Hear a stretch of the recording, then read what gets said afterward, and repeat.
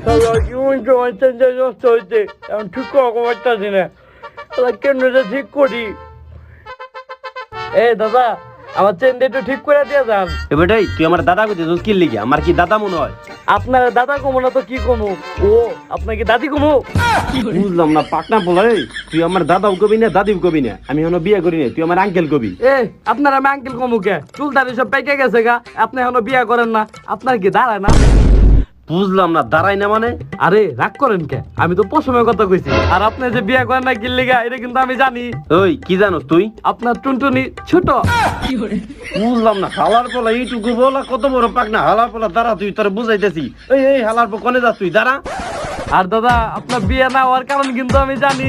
কি জানোস ক? দাদা আপনার বিয়ে হবো কেমনে? আপনি তো কোনো মেয়ে চয়েসই করে না। হালার পো হালার দাঁড়া, তুই তোর বুঝাইতেছি। হালার পো এইটুকু পোলা কত পাকা পাইকে গেছে।